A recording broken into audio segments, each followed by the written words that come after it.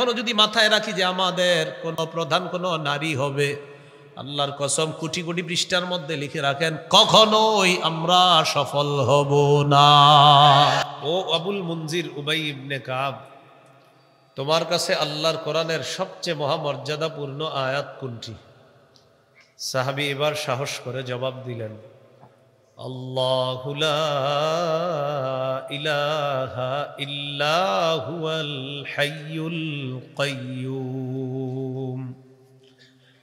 ইয়া রাসূলুল্লাহ, আমার কাছে মনে হয় আয়াতুল কুরসি হলো কোরআনের সবচেয়ে মহামর্যাদাপূর্ণ আয়াত। ফাদারাবা রাসূলুল্লাহ সাল্লাল্লাহু আলাইহি ওয়াসাল্লাম ফি সাদরি সুম্মা ক্বালা লিয়াহনি লাকা আবাল মুনদির আল ইলমু। নবীজি আমার বুকের মধ্যে এইভাবে চাপড়ায়া দিলেন, বললেন শাবাশ শাবাশ আবুল মুনজির উবাই ইবনে কাব, তুমি সঠিক কথা বলেছ। কোরআনের সবচেয়ে মহামর্যাদাপূর্ণ আয়াত হলো আয়াতুল কুরসি। সুম্মা ক্বালা রাসূলুল্লাহ সাল্লাল্লাহু আলাইহি ওয়াসাল্লাম লিয়াহনি লাকা আবাল মুনদির আল ইলম। সর্বশেষ নবীজি দোয়া করলেন, ও উবাই ইবনে কাব, তুমি যেই বিদ্যার যে জ্ঞানের আলোকে বললা আয়াতুল কুরসি কোরআনের সবচেয়ে মহামর্যাদাপূর্ণ আয়াত, তোমার জ্ঞান সঠিক জ্ঞান, তোমার জ্ঞান যেন তোমার জন্য আনন্দদায়ক হয়, তোমার জ্ঞানে যেন আল্লাহ ভরপুর বরকত দান করেন। আয়াতুল কুরসি কোরআনের সমস্ত আয়াতের সর্দার, লিডার। তিরমিজির হাদিস 2878 নম্বর হাদিস। এই হাদিসের বর্ণনাকারী আবু হুরায়রা রাদিয়াল্লাহু তাআলা তিনি বলেন, عن أبي هريرة رضي الله تعالى عنه قال قال رسول الله صلى الله عليه وسلم لكل شيء سنام وإن سنام القرآن سورة البقرة فيها آية هي سيدة آي القرآن هي آية الكرسي। রাসূলুল্লাহ সাল্লাল্লাহু আলাইহি ওয়াসাল্লাম বলেন, প্রত্যেকটা জিনিসের সর্বোচ্চ একটা চূড়া আছে, শাখা আছে। পবিত্র কোরআনের সর্বোচ্চ শাখা হলো সূরাতুল বাকারা। সূরা বাকারায় একটি আয়াত আছে, এই আয়াত হলো কোরআনের সমস্ত আয়াতের লিডার, সর্দার, নেতা। নবী বলেন এই আয়াতটি হলো আয়াতুল কুরসি। আয়াতুল কুরসি কোরআনের সব আয়াতের সর্দার। হাদিসের একটা কিতাব আছে নাম মাজমাউজ জাওয়ায়েদ। এই কিতাবের 6 নম্বর খণ্ড 324 নম্বর পৃষ্ঠা। قال رسول الله صلى الله عليه وسلم والذي نفسي بيده إن لها لسانا وشفتين تقدس الملك عند ساق العرش। নবীজি বলেন, আল্লাহর কসম, আয়াতুল কুরসির একটা জিহ্বা আছে, দুইটা ঠোঁট আছে। এই জিহ্বা আর ঠোঁট দিয়ে আল্লাহর আরশের কাছে আয়াতুল কুরসি সদা সর্বদা আল্লাহর পুত পবিত্রতা বর্ণনা করছে। প্রত্যেক ফরজ নামাজের পর সবাই আয়াতুল কুরসি পড়ব, বলেন ইনশাআল্লাহ। আজকে আসার পরে যারা যারা পড়েন নাই পড়ে নেবেন ইনশাআল্লাহ। বুলুগুল মারাম হাদিসের কিতাব 97 নম্বর হাদিস। قال رسول الله صلى الله عليه وسلم من قرأ آية الكرسي دبر كل صلاة مكتوبة لم يمنعه من دخول الجنة إلا الموت। নবীজি বলেন, 5 ওয়াক্ত নামাজের পর যেই ব্যক্তি নিয়মিত আয়াতুল কুরসি তেলাওয়াত করবে, তার আর জান্নাতের মাঝে বাধা হলো শুধু মৃত্যু। সে মৃত্যুবরণ করবে আর আল্লাহর জান্নাতের মেহমান হয়ে যাবে। আজকে একটু পরে বাসায় যাবেন আপনারা, আল্লাহ চাইলে বাসায় যাওয়ার পর বিছানায় যখন যাবেন তখন আয়াতুল কুরসি পড়বেন। মরণ পর্যন্ত যতক্ষণ স্মৃতিশক্তি থাকবে এ আমল মিস করবেন না ইনশাআল্লাহ। সহিহ বুখারীর বর্ণনা। 2311 নম্বর হাদিস। এই হাদিসের বর্ণনাকারী আবু হুরায়রা রাদিয়াল্লাহু তাআলা আনহু। সদকাতুল ফিতরের মাল জমা করা হয়েছে। এই মাল পাহারা দেওয়ার দায়িত্ব আবু হুরায়রা রাদিয়াল্লাহু তাআলা আনহুকে দেওয়া হয়েছে। তিনি বলেন, ওয়াক্কালানি রাসূলুল্লাহি সাল্লাল্লাহু আলাইহি ওয়াসাল্লাম ফি হিফজি যাকাতি রমাদান। রমজান মাসে সদকাতুল ফিতরের মাল পাহারা দেওয়ার জন্য গোডাউনের দায়িত্বে আমাকে নিযুক্ত করা হয়। নবী আমাকে পাহারাদার বানিয়ে দিলেন। রাতের বেলা পাহারাদারি করতেছি, আতিন একজন চোর রাতের বেলা আসছে। চোর আসার পর ফাজালা ইয়াহসু মিনাত তাআম, খাদ্যের গুদামের মধ্যে সদকাতুল ফিতরের খাদ্যের মধ্যে হাত দিস। হাত দেওয়ার পর ফাআখাযতুহু ওয়া কুলতু লাহু ওয়াল্লাহি লা আরফা'আন্নাকা ইলা রাসূলিল্লাহি সাল্লাল্লাহু আলাইহি ওয়াসাল্লাম। চোরকে আমি ধরে ফেললাম। আমি তাকে বললাম, আল্লাহর কসম, আমি তোমাকে আল্লাহ নবীর কাছে উপস্থিত করব। চোর আমাকে ডেকে বলে, আবু হুরায়রা ইন্নী মুহতাজ ওয়ালি ইয়ালুন ওয়ালি হাজাতুন শাদীদা। আবু হুরায়রা, আমি অভাবী মানুষ, আমার দায়িত্বে আমার পরিবার আছে, আমার ছোট ছোট সন্তান, আমার প্রচন্ড অভাব, অভাবের যন্ত্রণায় চুরি করতে আসছি, মেহেরবানি করে আমাকে ছেড়ে দাও। ওয়াদা করলাম লা আউদু, আর আমি কখনো চুরি করতে আসব না। মায়া লাগছে, চোরের প্রতি মায়া হয়েছে, ছেড়ে দিয়েছে। পরের দিন সকালবেলা আবু হুরায়রা রাদিয়াল্লাহু তাআলা রাসূলুল্লাহ সাল্লাল্লাহু আলাইহি সাল্লামের কাছে গেলেন। রাতের চুরির ঘটনা, চোর যা ঘটিয়েছে এটা জানানোর জন্য গেলেন। আবু হুরায়রা রাদিয়াল্লাহু তাআলা ঘটনা বলার আগেই নবীজি বলতেছেন, মা ফাআলা আসিরুকাল বারিহাতা ইয়া আবা হুরায়রা। নবীজি বললেন, আবু হুরায়রা, তোমার বন্দী, তোমার চোর তোমার সাথে গত রাত কি আচরণ করেছে, তোমার বন্দী তোমার সাথে কি করেছে তুমি বলো। এর মানে আবু হুরায়রা ঘটনা বলার আগে আল্লাহ তাআলা ওহীর মাধ্যমে পুরা ঘটনা নবীকে জানিয়ে দেয়। আবু হুরায়রা রাদিয়াল্লাহু তাআলা আনহু জবাব দিলেন, শাকা হাজাতান শাদীদাতান ওয়া ইয়ালা।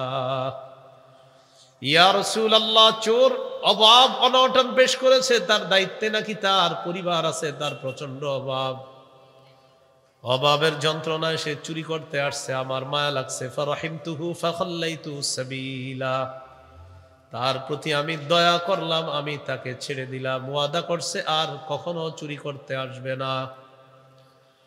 নবীজি বললেন, কদ কাযাবাকা ওয়া ইন্নাহু সায়াউদ, চোর তোমাকে মিথ্যা কথা বলছে, চোর আবার আসবে। মিথ্যা বলছে, ও আসবে আবার। আবু হুরায়রা বলেন, ফাআরাফতু আন্নাহু সায়াউদু লিকাউলিন নবী সাল্লাল্লাহু আলাইহি ওয়াসাল্লাম ইন্নাহু সায়াউদ। আবু হুরায়রা রাদিয়াল্লাহু তাআলা আনহু বলেন, আমি নিশ্চিত হয়ে গেলাম চোর আবার আসবে, কারণ আল্লাহ নবী বলছে চোর আসবে, এর মানে নিশ্চিত চোর আবার আসবে। ফারাসাতুহু, দ্বিতীয় রাতে আমি ওত পেতে বসে রইলাম। ওত পাতা কারে কয়? এমনি রইছেন, আসো আসো আজকে আসো, হ্যাঁ এভাবে আছেন, আসো আসো আজকে আসবা, ধর্ম। দ্বিতীয় রাতে চোর সাহেব চলে আসছে, ওই চোরই কালকে যে আসছে। আসার পর ফাজালা ইয়াহসু মিনাত তাআম, সদকাতুল ফিতরের মালের মধ্যে হাত দিস। আবু হুরায়রা বলেন, চোরকে আমি আবার ধরলাম। ধরার পর গত রাত্রের চেয়ে চোর আজকের অভিনয়টা আরো সুন্দর করে করছে। গত রাত্রে যা বলছে আজকে আবার অভিনয়ের ধরন একটু পাল্টাই দিচ্ছে। চোর বলে, আবু হুরায়রা, ওয়াদা করেছিলাম আমি আর আসবো না, অভাবের যন্ত্রণায় গত রাতে এসেছিলাম, অভাবের কারণে আবার আজকে আসছি। আবু হুরায়রা, যদিও ওয়াদা করেছিলাম আমি ওয়াদা ভঙ্গ করেছি, বুঝতে পারো নাই কতটা অভাবে থাকলে আবার আসি। কি সুন্দর কথা, আমি খুব অভাবী, এই জন্য আমি আবার আসছি, তুমি আজকের মতো ছেড়ে দাও, আমি আর আসবো না। তো দ্বিতীয় রাতের অভিনয় গত রাতে একটু সুন্দর হয়েছে, আরো আজকেও ছেড়ে দিস। পরের দিন নবীজির কাছে গেছে। নবীজি বললেন, মা ফালা আসিরুকাল বারিহাতা ইয়া আবা হুরায়রা, আবু হুরায়রা গত রাতে চোরের কি খবর? আবু হুরায়রা বললেন, ইয়া রাসূলুল্লাহ, গত রাতেও বলছে তার অনেক অভাব অনটন। ফারাহিমতুহু, তাই আমি তার প্রতি দয়া করলাম। ফাকাল্লাইতু সাবিলা, আমি তাকে ছেড়ে দিলাম।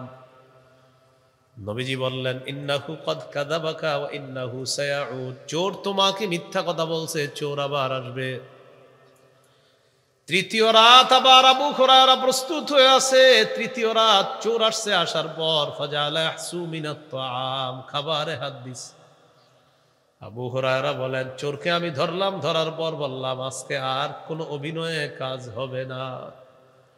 লা আরফা'আন্নাকা ইলা রাসূলিল্লাহি সাল্লাল্লাহু আলাইহি ওয়াসাল্লাম, আমি অবশ্যই তোমাকে আল্লাহ নবীর দরবারে নিয়েই যাব, এর আগে তোমাকে ছাড়বো না। চোর বুঝতে পারছে গত 2 রাতে যেই অভিনয় করেছিলাম, আজকে আর এইগুলা বলে কোনো লাভ নাই। চোর এবার কৌশল পাল্টাইছে। আবু হুরায়রাকে বলে, দানি উআল্লিমকা কালিমাত, আবু হুরায়রা তুমি আমাকে ছেড়ে দাও, বিনিময়ে আমি তোমারে কিছু বিদ্যা শিখাইয়া দিই, তোমার অনেক কাজে লাগবে। আমাকে তুমি ছেড়ে দাও, তোমারে কিছু বিদ্যা শিখাইয়া দিই, এটা কাজে লাগবে। হাদিসের শেষের দিকে আছে, সাহাবায়ে কেরাম বিদ্যার প্রতি তাদের অনেক আগ্রহ। ভাই আওয়াজ বাড়ায় না, একটু কমায় দেন, আর একটু কমায় দেন, হালকা একটু কমান। হ্যাঁ, সাহাবায়ে কেরামের বিদ্যার প্রতি ছিল খুব আগ্রহ। তো আবু হুরায়রা রাদিয়াল্লাহু তাআলা আনহুর আগ্রহ আরো বেশি। কমান, একটু কমান। কমে নাই মনে হয়, আমি কমাইতে বলছি। হ্যাঁ, একটু কমায় দেন, উপরের বাহিরের আওয়াজগুলো একটু কমাইলেই হবে। হ্যাঁ, উপরের গুলা বাহিরের গুলা। তো মাশাআল্লাহ, ঠিক আছে। চোর বলতেছে, আমাকে একটু ছেড়ে দাও, তোমাকে আমি বিদ্যা শিখাইয়া দিই, তোমার অনেক কাজে আসবে। সাহাবায়ে কেরাম বিদ্যার প্রতি খুব আগ্রহ ছিল। আমাদের যদিও ইলেকট্রনিক মিডিয়ার যুগে বিদ্যা টিদ্যা কে শিখে, আর এই যুগে পরীক্ষাও সহজ, সব কিছুই সহজ, এত কিছুর দরকার হয় না। আগে স্কুল কলেজে যারা পড়তো, আমার বড় ভাইয়েরও দেখছি, উনি ক্লাস 5-এ যখন বৃত্তি পরীক্ষা দেয়, বড় ভাই 5 পর্যন্ত পড়ছে স্কুলে, তো আমার বড় ভাইকেও দেখেছি, উনি বৃত্তি পরীক্ষা যখন দিচ্ছে রাতের বেলা উঠে উনি পড়তেছে। তো ওই সময় কোনো আপনার ইলেকট্রনিক মিডিয়ার যুগও ছিল না। তো এখন বুঝে আসে যে এত কষ্ট করে তারাও পড়ছে। এখনও এই আশেপাশের স্কুলের টিচারদেরকে জিজ্ঞাসা করবেন, তাদের ইতিহাস শুনবেন, তারাও রাত জায়গা পড়াশোনা করছে, যদিও জেনারেল শিক্ষা। এখন এত সহজ হয়ে গেছে সব কিছু আপনার, মাশাআল্লাহ, সব মাশাআল্লাহ।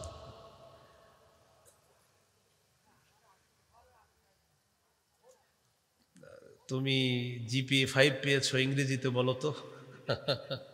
আচ্ছা, যাই হোক, সাহাবায়ে কেরামের বিদ্যার প্রতি খুব আগ্রহ, এলেমের প্রতি খুব আগ্রহ। এর মাঝে আবার আবু হুরায়রা, তার আগ্রহ যে কত বেশি, এটা নবীজি নিজেই বলছে। সুবহানাল্লাহ। সহিহ বুখারীর 99 নম্বর হাদিস। তৃতীয় রাতে আছে আমরা। হ্যাঁ, ওই যে তৃতীয় রাত চোর আসছে, মাথায় রেখেন, ওখানে আবার আসতেছে। সহিহ বুখারীর 99 নম্বর হাদিস।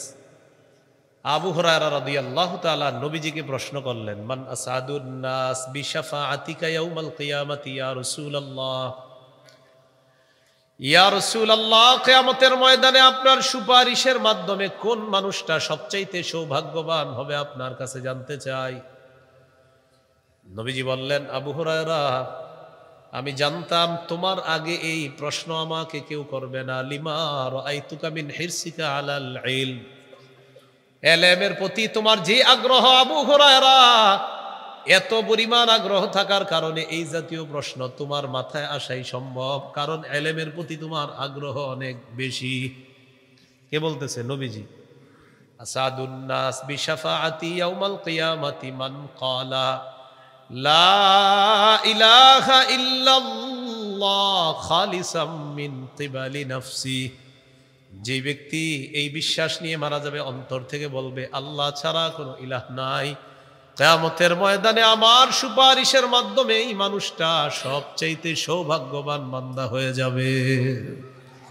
আবু হুরায়রা, তোমার এলেমের প্রতি অনেক আগ্রহ, এটা নবী বলতেছে। শুরুর দিকে কিন্তু ওনার এত মেধা ছিল না, আবু হুরায়রা রাদিয়াল্লাহু তাআলা আনহুর বেশি মেধা ছিল না। ইসলাম গ্রহণ করার পর নবীজিরে পাইছে মাত্র আপনার 3 বছর।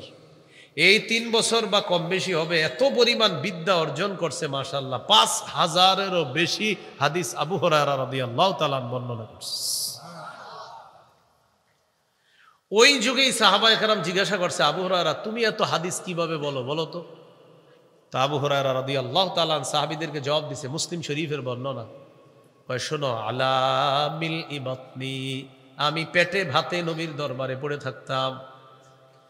তোমাদের কেউ কৃষি কাজে যাইতা, কেউ ব্যবসায় যাইতা, আমি আল্লাহ নবীর দরবারে পড়ে থাকতাম। নবী বাসায় যায়, আমি দরজায় পড়ে থাকতাম।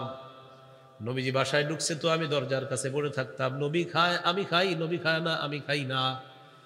ক্লাসের মধ্যে যদি একজন ছাত্র কখনো পাওয়া যাইতো আর কেউ নাই, ওই ছাত্রটার নামও আবু হুরায়রা। আবু হুরায়রা মসজিদের মধ্যে বসা, বুখারীর 119 নম্বর হাদিস। প্রথম দিকে ওনার মেধা অতটা শার্প ছিল না, মনে রাখতে পারতেন না। তো মসজিদে বসা, মনটা খারাপ, নবীজি আসছে। কিও আবু হুরায়রা? আবু হুরায়রা বলে, ইয়া রাসূলুল্লাহ, সামি'তু মিনকা হাদিসান কাসীরান ফাআনসা। ইয়া রাসূলুল্লাহ, আপনার কাছে আমি অনেক হাদিস শুনি, কিন্তু হাদিসগুলো মুখস্থ রাখতে পারি না, ভুলে যাই। নবীজি বললেন, উবসুত রিদাআকা, তুমি তোমার চাদরটা বিছাও। আবু হুরায়রা বলেন, আমি আমার চাদর বিছায়া দিলাম। চাদর বিছায়া দেন, এটারই চাদর মনে করেন, হ্যাঁ, চাদর বিছায়া দিলাম। কি করলেন নবীজি দেখেন, ফাগরাফা বিয়াদাই, নবীজি 2 হাত দিয়ে চাদরে কি যেন ঢাললেন, এভাবে কি যেন ঢাললেন চাদর, হাতে কিন্তু কিছু নেই। আপনাদেরকে এরকম যদি স্বপ্নে দিয়ে দেয় হয়ে যাবে কাজ। তো এইভাবে ঢালছে কি যেন, ঢালার পর নবীজি বললেন, এটা পেঁচাও, বটো বটো, এবার তো বটস। এবার বললেন, তোমার সাথে এটাকে লাগাও চাদরটা। আবু হুরায়রা বলেন, ফাজামামতুহু, বুখারীর ছোট্ট করে বাইনা সাতরাইনের মধ্যে লেখা আছে, ইলা সদরি, আমি চাদরটা আমার বুকের সাথে মিলাইলাম। ফামা নাসিতু শাইআন বাদা, আমার বুকের সাথে চাদর মিলানোর পর আমি যা শুনি আর কখনো ভুলি না। তো প্রথম দিকে ওনার মেধা এরকম ছিল না। আল্লাহ তাআলা ওই নবীজির ওই চাদরের বরকতে তার মেধা বাড়ায় দিয়েছে। মনে আসেনি 3 নাম্বার রাতে চোর আসছে, চোরকে ধরার পর বলতেছে, তুমি আমারে ছেড়ে দাও, আমি তোমার বিদ্যা শিখিয়ে দিই। তো আবু হুরায়রার আগ্রহ অনেক বেশি। আবু হুরায়রা রাদিয়াল্লাহু তাআলা আনহু বললেন, ঠিক আছে, বিদ্যা শিখায়া দাও, বিদ্যা শিখানোর বিনিময়ে আমি তোমাকে ছেড়ে দিব। রাজি হয়ে গেছে।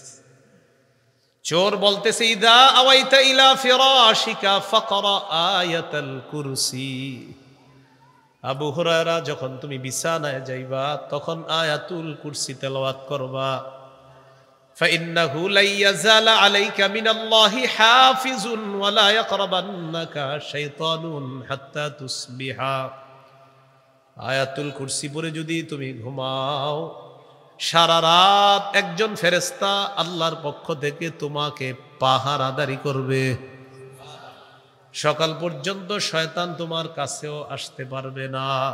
এই কথা বলার পর আবু হুরায়রা চোরকে ছেড়ে দিছে, কারণ বিদ্যা শিখাইছে। পরের দিন আল্লাহ নবীর কাছে গেলেন, যাওয়ার পর আল্লাহ নবী বললেন, মা ফাআলা আসিরুকাল বারিহাতা ইয়া আবু হুরায়রা, আবু হুরায়রা গত রাত তোমার বন্দির কি খবর? আবু হুরায়রা জবাব দেয়, ইয়া রাসূলুল্লাহ, গত রাত আমি দৃঢ় প্রতিজ্ঞাবদ্ধ ছিলাম চোরকে যে কোনো মূল্যে আপনার কাছে আনবো। হুজুর আমারে কয় বিদ্যা শিখাইয়া দিবে, বিদ্যার লোকটা আর সামলাইতে পারি নাই, এই জন্য শর্ত দিছে বিদ্যা শিখাবে, আমি ছেড়ে দিব। সত্যি সত্যি একটা বিদ্যা শিখানোর কারণে আমি তাকে ছেড়ে দিয়েছি। নবীজি বললেন, কি বিদ্যা? আবু হুরায়রা বলেন, চোর আমাকে বলছে আমি যখন বিছানায় যাব, যাওয়ার পর যেন আয়াতুল কুরসি তেলাওয়াত করি, এই আমল করে যদি আমি ঘুমাই, সারা রাত একজন ফেরেশতা নাকি আমাকে পাহারাদারি করবে। শুধু তাই নয়, সকাল পর্যন্ত শয়তান নাকি আমার কাছেও আসতে পারবে না। এই কথা বলার পর নবীজি বললেন, কদ সাদাকাকা, গত রাত চোর তোমাকে যা বলছে সত্য কথা। ওয়া ইন্নাহু কাযুবুন, তবে এই চোর হলো দুনিয়ার সবচেয়ে বড় মিথ্যাবাদী। তবে কালকের কথাটা তোমারে বলছে সত্য, চিপায় বইরা বাঁচার জন্য সত্য কথা বলছে, কিন্তু সে বড় মিথ্যাবাদী। নবীজি বললেন তাআলামু মান তুখাতিবু মুনযু সালাসি লায়াল, গত 3 রাত তুমি কার সাথে কথা বলছো জানো? যাকা শাইতান, এটা ছিল শয়তান। 2 রাত শয়তান চুরির বেশ করে আসছে, চোরের রূপ ধরে আসার পর চুরি করে যখন দেখলো আর ছুটতে পারবে না, মিথ্যা বলছে। 3য় রাত চুরি করার পর যখন বুঝতে পারছে কোনোভাবেই তুমি তাকে ছাড়বা না, এই জন্য কৌশলে তোমাকে একটা বিদ্যা শিখাইয়া দিস। বিদ্যা শিখানোর পর চোর তোমার কাছে মানে শয়তান তোমার থেকে রেহাই পেয়েছে। এই জন্য আমরা রাতের বেলা আয়াতুল কুরসি এই টেনশনে পড়ব না যদি শয়তান না আসে। আয়াতুল কুরসি পড়বেন না এই টেনশনে যে পুইরা ফেললে যদি শয়তান আসে। আপনার যদি আয়াতুল কুরসি পড়েন তো শয়তান আর আসবে না। শয়তান যদি না আসে টিভি দেখা যাবে না, কারণ ইবলিস আইসা খোঁচায় যে আর বাস কি আছে, এখনো 1টা বাজে মাত্র, রাত বড় আছে, শীতকালে সেই 5টার পরে জামাত। ঢাকা মিরপুরে এখন 5:30-এ জামাত, আমি যেখানে থাকি আর। তো এদিকে হয়তো 30-35 হবে, কম 40। আচ্ছা, তো এরকম হলো আপনার জামাতের নিয়ম। তো ইবলিস আপনারে বুঝাবে এত রাত আছে, আরেকটু দেখো টেলিভিশনটা, আরেকটু দেখো। তো এই জন্য রাতে আয়াতুল কুরসি যদি পড়েন তাহলে তো ইবলিস আসবে না। এই টেনশনে অনেকে আয়াতুল কুরসি পড়ে না, পড়ে ফেললেই তো ইবলিস আসবে না। আর ইবলিস না আসলে আপনারে খোঁচাবে না, ফেসবুকটা আরেকটু দেখো, 3টা পর্যন্ত চালাইলে কি সমস্যা? আর দেশ নিয়ে যদি ইয়াং জেনারেশন তোমরা না ভাবো তো ভাববে কে বলো? এরকম আপনারে বুঝাবে।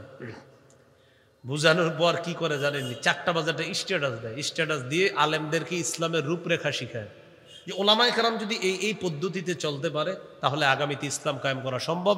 ডিয়ার ফ্রেন্ডস, আজকের মতো গুড নাইট, এটা বলে সি ইউ টুমরো, আগামীকাল তোমাদের সাথে আবার দেখা হবে, বাস গুড নাইট। উনি ঘুমায় গেল। উনি ইসলামের টেনশনে ফজর পড়তে পারে নাই। পরের দিন 11টায় সাক্ষাৎ আপনাদের সাথে। ঘটনা কি? ফজর পড়ছেন? আমি আসলে টেনশনে ছিলাম, তো ইসলাম কিভাবে কায়েম করা যায় এই টেনশনে রাত 4টা পর্যন্ত একটা স্ট্যাটাস বানাইছি, এটা দিয়ে ঘুমায় গেছি, আর ফজরটা পড়তে পারেনি। উনি ইসলাম কায়েম করেন। আল্লাহ আমাদেরকে বুঝার তৌফিক দান করেন। এই হলো আয়াতুল কুরসির রাতের বেলা আমরা পড়ব, বলেন ইনশাআল্লাহ। আল্লাহ তাআলা বলেন আল্লাহু লা ইলাহা ইল্লাহু, বলেন সবাই আল্লাহ, তিনি ছাড়া কোনো ইলাহ নাই। এই বাক্যটি তাওহীদের বাক্য। তাওহীদের 4 শর্ত, বলেন। 1, আল্লাহ ছাড়া কোনো ইলাহ নাই, এই বিশ্বাস নিয়ে মৃত্যুবরণ করা। 2, আল্লাহ ছাড়া কোনো ইলাহ নাই, এই কথায় সন্দেহ করা যাবে না। 3, আল্লাহ ছাড়া কোনো ইলাহ নাই,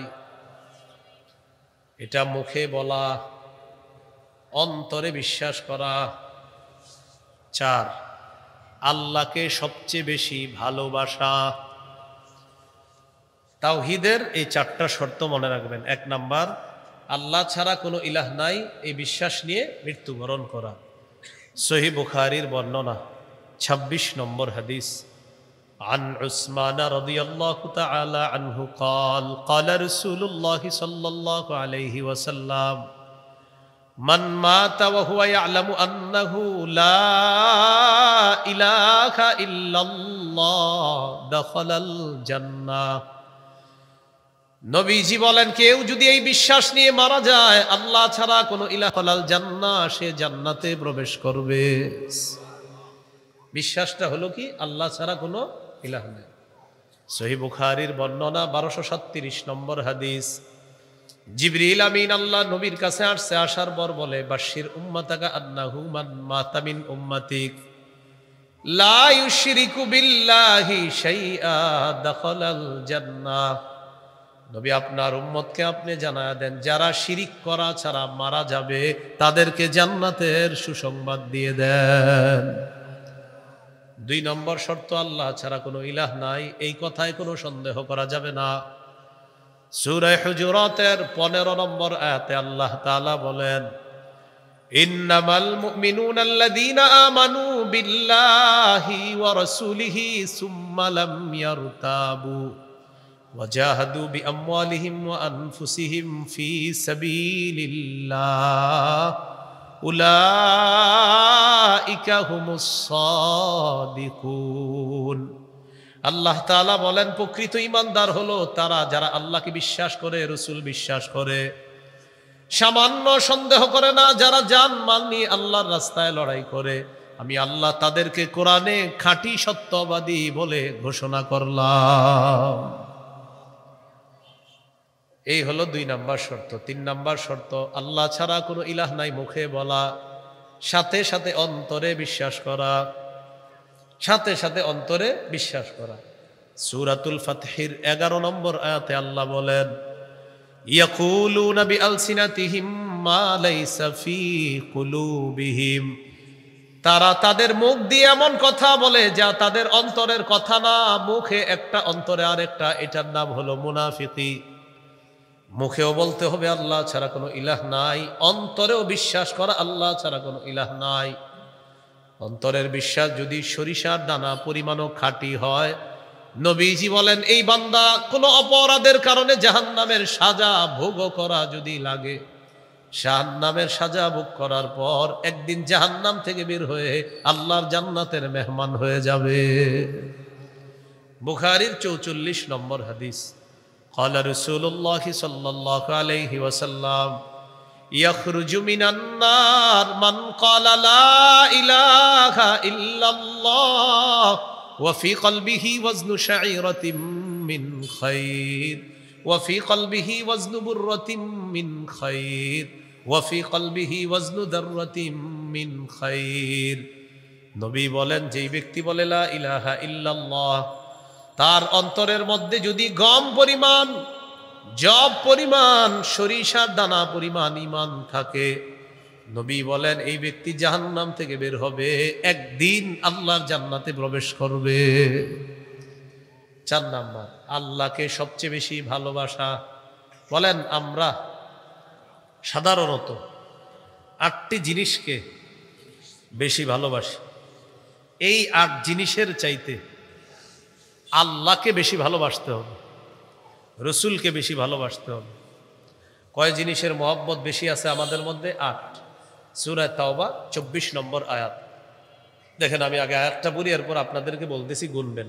আল্লাহ তাআলা বলেন, কুল ইন কানা আবাউকুম ওয়া আবনাউকুম ওয়া ইখওয়ানুকুম ওয়া আজওয়াজুকুম ওয়া আশীরাতুকুম وأموال اقترفتموها وتجارة تخشون كسادها ومساكن ترضونها أحب إليكم من الله ورسوله وجهاد في سبيله فتربصوا حتى يأتي الله بأمره।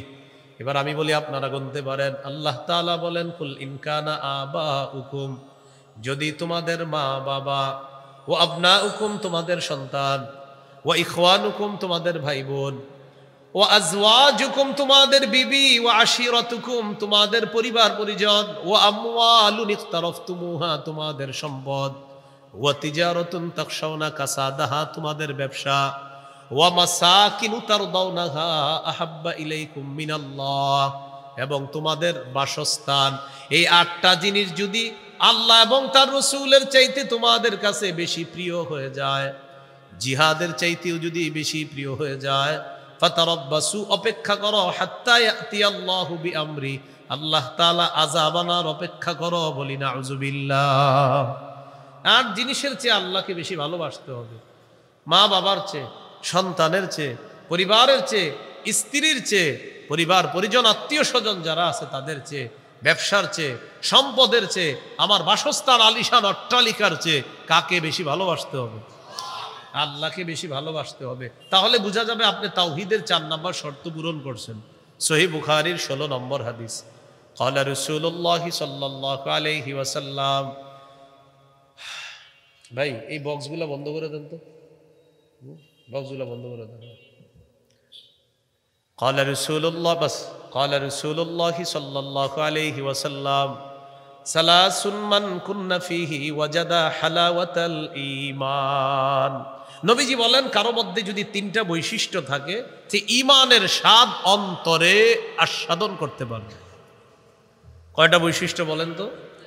এই 3 বৈশিষ্ট্য দেখবেন আছে কিনা। এই মাহফিলের পরে যাইতে যাইতে চিন্তা করবেন আমার মাঝে এই 3টা আছে কিনা। 1 নম্বর, আইয়াকুনাল্লাহু ওয়া রাসূলুহু আহাব্বা ইলাইহি মিম্মা সিওয়াহুমা। 1 নাম্বার, আল্লাহ এবং তার রাসূলকে সব কিছুর চাইতে বেশি ভালোবাসা। নিজেকে প্রশ্ন করবেন আপনি আল্লাহকে বেশি ভালোবাসেন কিনা, রাসূলকে বেশি ভালোবাসেন কিনা, নিজেকে প্রশ্ন করবেন। প্রশ্ন করার পর উত্তরটা নিজেই চেয়ে নেবেন। দারুল উলুম খুলনা, এই খুলনা দারুল উলুম থেকে উলামায়ে কেরামের পরামর্শ মিটিং হওয়ার পর মনে করেন ঘোষণা হয়েছে যে খুলনা বড় মাঠে নবীর ইজ্জত নিয়ে একটা মিছিল হবে, মিটিং হবে।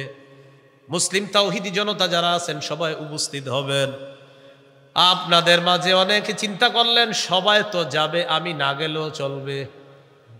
অনেকে চিন্তা করলেন সবাই যাবে, আমি না গেলেও, এরকম নিজের চিন্তা করবেন। হ্যাঁ, যে আপনি নবীর ইজ্জত নিয়ে আপনার মনে কি আছে? আপনার মনে উচিত ছিল এই কথা থাকা, কে গেল আর না গেল আমি আল্লাহ নবীর ইজ্জতের এই মিছিলে যাবই।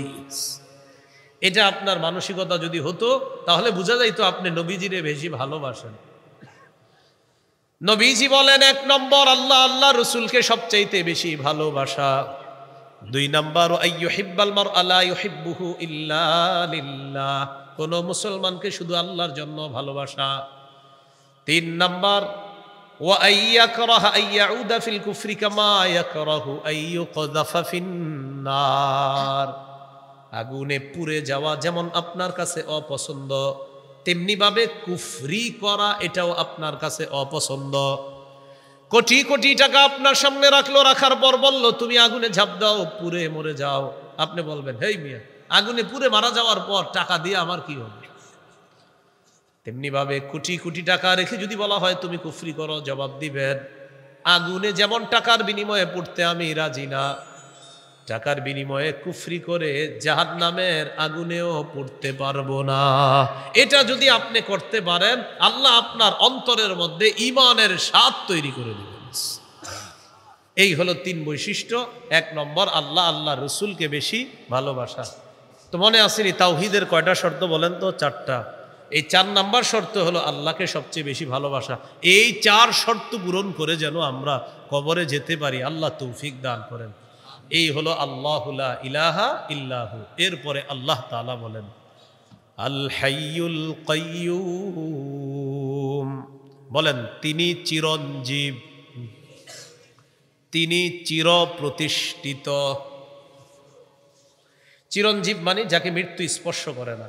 সূরা আর রহমানের 26-27 নম্বর আয়াত। এই আয়াতটা অনেকে শুনছেন, পারেনও। আল্লাহ তাআলা বলেন কুল্লু মান আলাইহা ফান ওয়া ইয়াবকা ওয়াজহু রাব্বিকা যুল জালালি ওয়াল ইকরাম, সব ধ্বংস হয়ে যাবে, তোমার মহামহিম সম্মানের রব শুধু আল্লাহ থাকবেন, আর সব কিছু ধ্বংস হয়ে যাবে। তাহলে বলেন তো সব কিছুকে মৃত্যু ধ্বংস স্পর্শ করবে, যাকে মৃত্যু স্পর্শ করবে না তিনি চিরঞ্জীব, তিনি কে?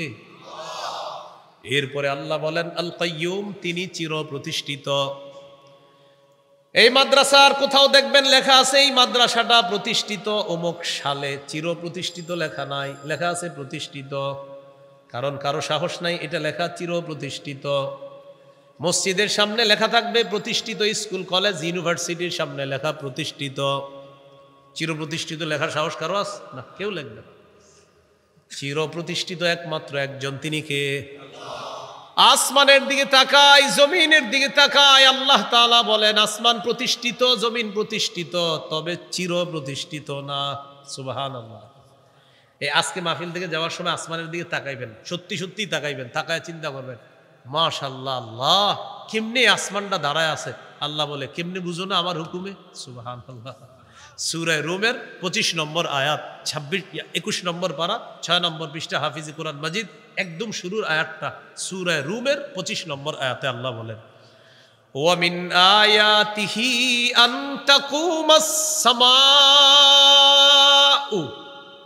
ওয়াল আরদু বিআমরি।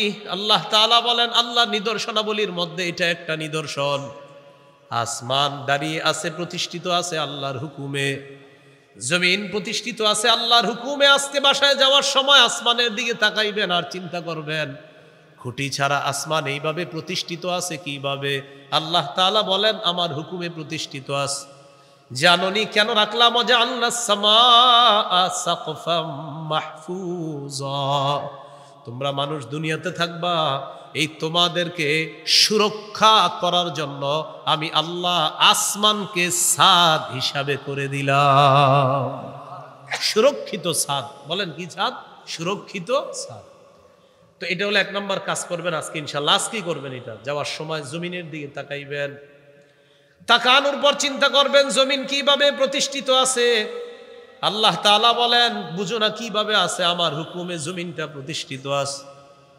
এবার আপনি চিন্তায় আনবেন জমিন তো হেলে দুলে পড়ে যাওয়ার কথা, জমিনের নিচে পানি আর পানি, পানির উপরে আমরা ভাসমান থাকার কথা, জমিন এদিক সেদিক নড়ার কথা। আপনারা এই জায়গায় স্থির বসে আছেন, আমিও স্থির বসা, এই চেয়ারটাও স্থির বসে আছে। আল্লাহ তাআলা বলেন ওয়াজআলনাল জিবালা আওতাদা, আমি জমিনের উপর মজবুত পাহাড় বসায় দিলাম, পেরেক হিসাবে বসায় দিলাম। এই পেরেক হিসাবে পাহাড় বসিয়ে দিয়ে জমিনের নড়াচড়া বন্ধ করে এই জমিন তোমাদের জন্য বসবাসের উপযোগী করে দিলাম।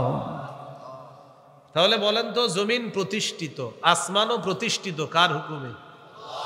জমিন চিরপ্রতিষ্ঠিত, আসমান চিরপ্রতিষ্ঠিত না, মাদ্রাসাটা চিরপ্রতিষ্ঠিত না, চিরপ্রতিষ্ঠিত একজন।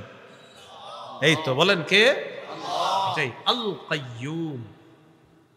এবার আমার সাথে মহব্বতের সাথে সবাই পড়বেন, বলেন ইয়া হাইয়ু ইয়া কাইয়ুম, ইয়া হাইয়ু ইয়া কাইয়ুম। এটা বুদ্ধি শিখেন। আপনি পেরেশানিতে আছেন, মেয়েটার বিয়ে হচ্ছে না, চেষ্টা চালাইতেছেন 2-3 বছর, অনেক ঘটক ধরতেছেন। আপনি ইদানিং কিছু ঋণ হয়ে গেছেন, পরিশোধ হচ্ছে না।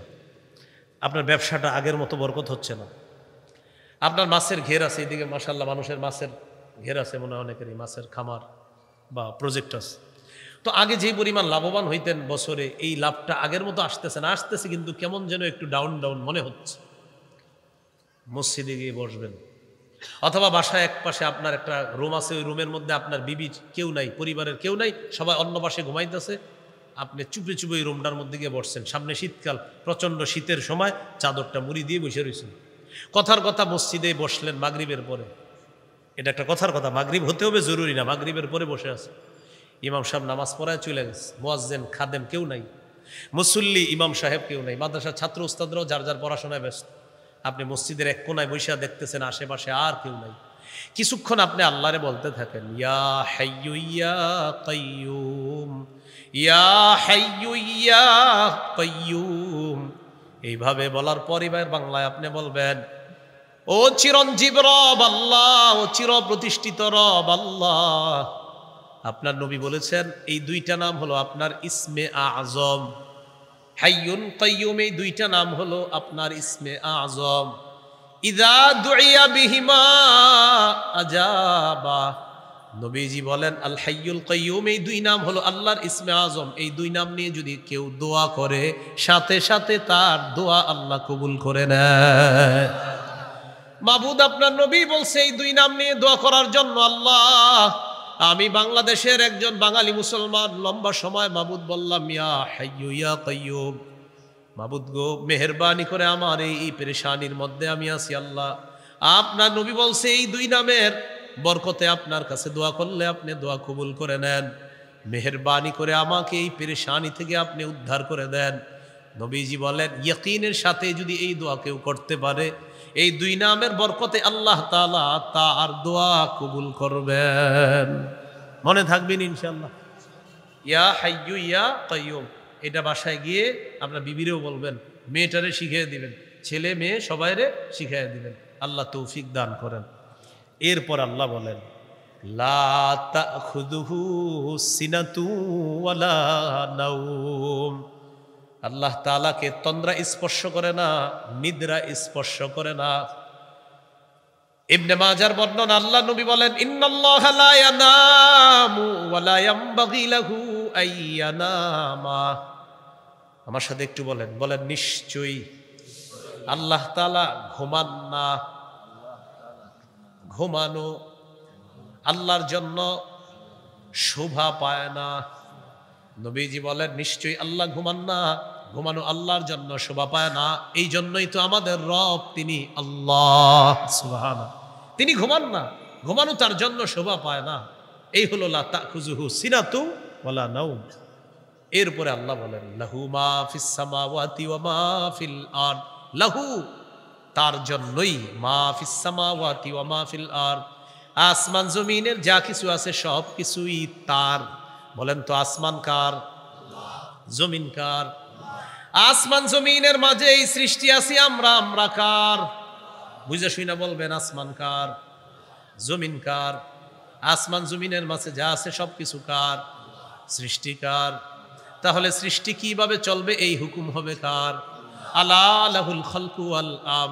আল্লাহ তাআলা বলেন সৃষ্টি যার, হুকুম চলবে তার। এই জন্য আজকে থেকে 2 রাকাত অতিরিক্ত নফল নামাজ পড়বেন, পড়ার পর 3টা দোয়া করবেন। কয় দোয়া? হ্যাঁ আমার সাথে করেন, বলেন আল্লাহ। আল্লাহ কি? নফল নামাজ পড়িন কিন্তু অতিরিক্ত। ফরজ নামাজই পড়ি না, আবার নফল নাকি? যেটা বললাম না, আস্তে আস্তে বলছে কিন্তু কেউ শোনে নেই। মানে সব ঠিক রেখে অতিরিক্ত 2 রাকাত নফল পড়বেন। পড়ার পর 1 নাম্বার দোয়া করবেন, বলেন আল্লাহ। জোরে বলেন। কিয়ামতের আগে বাংলাদেশে আর কখনো কোনো নারী প্রধান যেন না হয়। নারী প্রধান যেন না হয়। কি প্রধান যেন না হয়? নারী প্রধান। এবার আপনারা আমারে জিজ্ঞাসা করেন কেন? জোরে জিজ্ঞাসা করেন, আরো জোরে। নবীজি জবাব দেয়, ক্বালা রাসূলুল্লাহ সাল্লাল্লাহু আলাইহি ওয়াসাল্লাম লা ইউফলিহা কওমুন ওয়াল্লাউ আমরাহুম ইমরাআতান। বুখারীর বর্ণনা, আল্লাহ নবী বলেন ওই জাতি কিছুতেই সফল হবে না যেই জাতি তাদের নেতৃত্বে কোনো নারীকে প্রধান বানায় দেয়। এই জাতি কখনোই সফল হবে না। আমি আপনি বুঝি আর না বুঝি এখনো যদি মাথায় রাখি যে আমাদের কোনো প্রধান কোনো নারী হবে, আল্লাহর কসম কোটি কোটি পৃষ্ঠার মধ্যে লিখে রাখেন কখনোই আমরা সফল হব না। আমার নবীর কথা একদম সত্যি কথা। এটা হলো 1 নাম্বার দোয়া।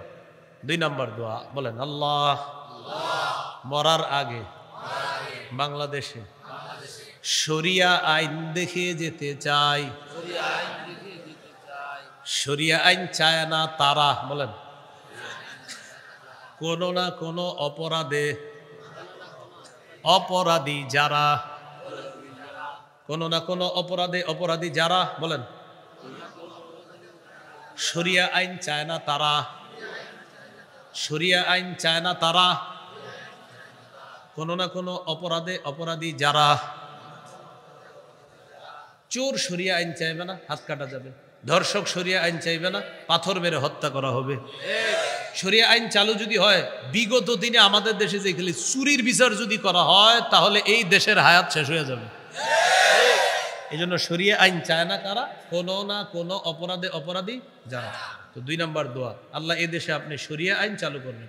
3 নাম্বার দোয়া বলেন, হে আল্লাহ, সূরা হজের, হ্যাঁ বলেন 41 নম্বর আয়াত অনুযায়ী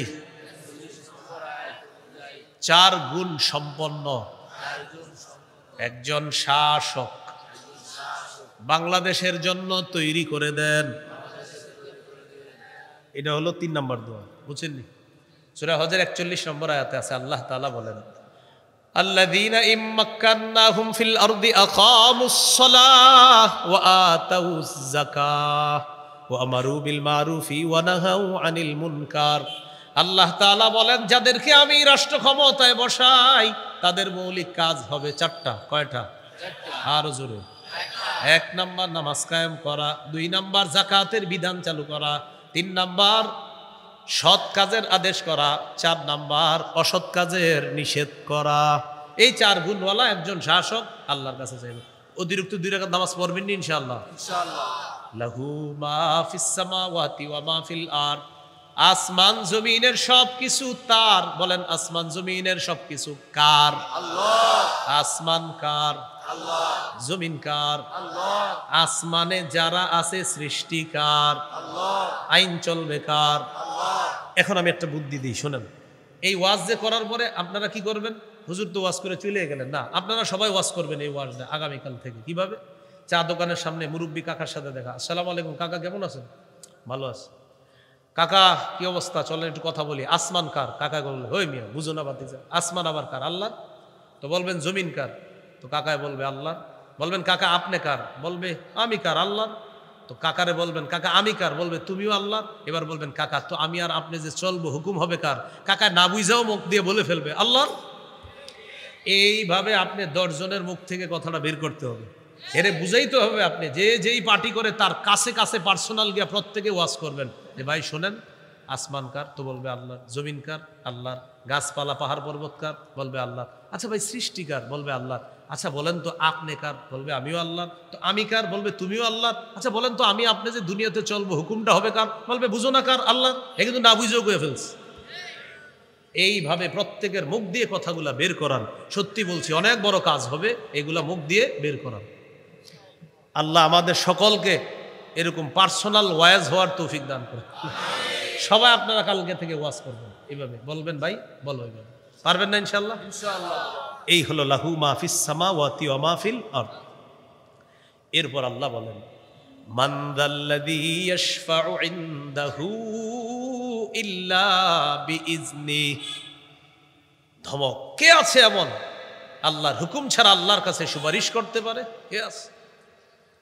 সূরাতুন নাজমের 26 নম্বর আয়াতে আল্লাহ তাআলা বলেন ওয়া কাম মিন মালাকিন ফিস সামাওয়াতি লা তুগনি শাফাআতুহুম শাইআ ইল্লা মিন বাদি আইয়াদানাল্লাহু লিমান ইয়াশাউ ওয়া ইয়ারদা। আসমানের কত ফেরেশতা, তাদের সুপারিশ কোনো কাজে আসবে না যদি আল্লাহ অনুমতি না দেয়, আল্লাহ হুকুম না করে। তাদের কোনো হুকুম কাজে আসবে না যদি আল্লাহ তাআলা অনুমতি না দেয়, সুপারিশ কোনো কাজে আসবে না। সহিহ বুখারীর বর্ণনা 4712 নম্বর হাদিস। কিয়ামতের ময়দানে মানুষগুলা বিপদে আছে, কেউ হাঁটু পরিমাণ, কেউ কোমর পরিমাণ, কেউ পায়ের পাতা পরিমাণ। ইউলজিমুহুল আরাকু ইলজামা, কারণ একটা ঘামের নিচে যাবে আর উঠবে। এই ভয়ঙ্কর পরিস্থিতিতে আদম নবীর কাছে যাবে, নূহ নবী, ইব্রাহিম, মুসা তাদের কাছে যাবে। সবাই বলবে আমরাও এক একটা পেরেশানির মধ্যে আছি। আদম নবী একটা পেরেশানির কথা বলবে, নূহ নবী একটা পেরেশানির কথা বলবে, ইব্রাহিম নবী 3টা পেরেশানির কথা বলবে, মুসা নবী একটা পেরেশানির কথা। ঈসা নবীর কাছে যাওয়ার পর বলবে চলো আমার সাথে সবাই। মুহাম্মদ সাল্লাল্লাহু আলাইহি সাল্লাম বলেন ফায়াতুনি, সবাই আমার কাছে আসবে। নবীজি বলেন আতি তাহতাল আরশি, আমি আরশের নিচে যাব। আকাউ সাজিদান লিরাব্বি, আল্লাহর কাছে সিজদায় পড়ে যাব। আল্লাহ তাআলা আমাকে ডেকে বলবেন ইরফা রাসাক, হাবিব মাথা উঠান। কুল তুসমা, আপনি বলেন আপনার কথা শোনা হবে। সাল তুত, আপনি চান আপনাকে দেওয়া হবে। ওয়াশফা তুশাফা, আপনি সুপারিশ করেন আপনার সুপারিশ মঞ্জুর করা হবে। নবীজি বলবেন আল্লাহ আপনি বিচার ব্যবস্থা শুরু করেন। এখন বলেন তো নবীজি সুপারিশটা শুরু করবে কার হুকুমে? মান যাল্লাযী ইয়াশফাউ ইনদাহু ইল্লা বিইজনি, কে আছে এমন আল্লাহর অনুমতি ছাড়া আল্লাহর কাছে সুপারিশ করবে? ইয়ালামু মা বাইনা আইদিহিম ওয়া মা খালফাহুম, তাদের আগে পিছনে যা কিছু আছে সব জানেন কে? আমাদের সামনে পিছনে আগে পরে যত কিছু আছে সব কে জানেন? আল্লাহ তাআলা জানেন। কোনো খারাপ জিনিসের দিকে যখন দৃষ্টি দেন এটাও আল্লাহ দেখে। আপনি যদি চোরাই দৃষ্টি দেন, চোখের কোনা দিয়ে খারাপ জিনিস দেখেন, আল্লাহ বলে ইয়ালামু খাইনাতাল আয়ুন ওয়া মা তুখফিস সুদূর, বান্দা তুমি যে চোখ চুরি করে কি দেখো কোনা দিয়ে, এটাও কিন্তু আমি আল্লাহ জানি। আর মনে মনে উল্টা পাল্টা কল্পনা করো, এটাও জানি। আল্লাহ আমাদেরকে হেফাজত করেন। এরপর আল্লাহ বলেন ওয়ালা ইউহিতুনা বিশাইইম মিন ইলমিহি ইল্লা বিমা শাআ, তারা আল্লাহর ইলম ধারণ করতে পারে না, তবে আল্লাহ যতটুকু চায় ততটুকুই ধারণ করতে পারে। সহিহ বুখারীর 122 নম্বর হাদিস, মুসা নবীর সাথে খজিরের সাক্ষাৎ। কার? খজির। আচ্ছা খিজির যেটা বলেন, খিজির আপনারা খিজির বলছেন তো, খিজিরই ঠিক আছে। জালালাইনে আছে খিজির, বুখারীতে আছে খজির। খজির খিজির উভয়টা বিশুদ্ধ। আমার খজির বলতে ভালো লাগে, যেন আমি খজির বলি, আপনারা খিজিরই বলেন, সমস্যা নেই। মুসা আলাইহিস সালাতু ওয়াস সালামের সাথে খজিরের সাথে সাক্ষাৎ। মুসা নবী বললেন, হাল আত্তাবিউকা আলা আন তুআল্লিমানি মিম্মা উল্লিমতা রুশদা। আচ্ছা, আল্লাহ আপনাকে যে বিদ্যা দিছে, এই বিদ্যা অনুসরণ করার জন্য আমি কি আপনার পিছনে পিছনে আসতে পারি? আমাকে একটু বিদ্যা শিখাইবেন? খজির বললেন, না, পারেন না। ইন্নাকা লান তাস্তাতিআ মাইয়া সবরা, আপনি আমার সাথে ধৈর্য ধরতে পারবেন না। মুসা নবী বললেন, কেন? একটু মন দিয়ে শোনেন, গুরুত্বপূর্ণ কথা। খজির বলতেছে, ইন্নী আলা ইলমিন মিন ইলমিল্লাহ আল্লামানিহি লা তা'লামুহু আনতা ওয়া আনতা আলা ইলমিন মিন ইলমিল্লাহ আল্লামাকাহু লা আ'লামুহু আনা। আপনাকে আল্লাহ একটা বিদ্যা শিক্ষা দিয়েছে, এই বিদ্যাটা আমার জানা নাই, আর আমারে আল্লাহ একটা বিদ্যা শিখাইছে, এটা আপনার জানা নাই।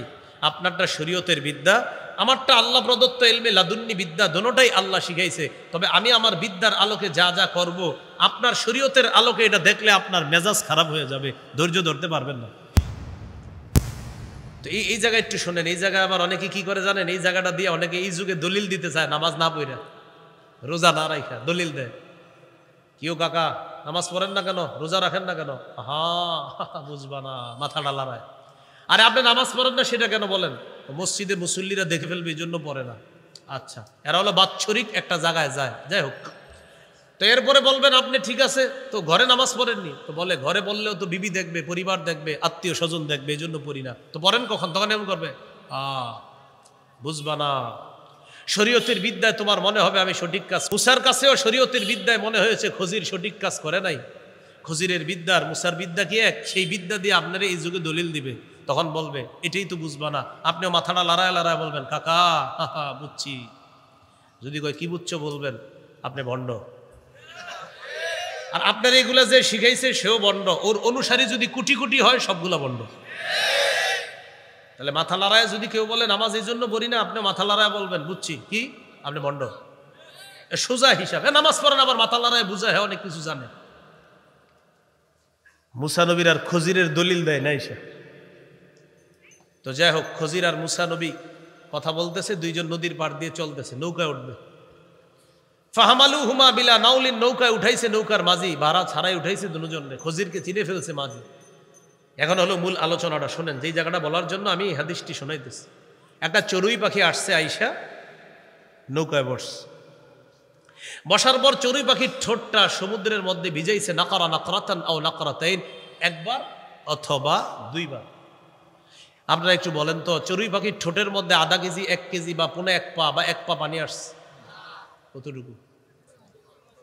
মাশাআল্লাহ, 1 ফোঁটা, এরকমই হবে।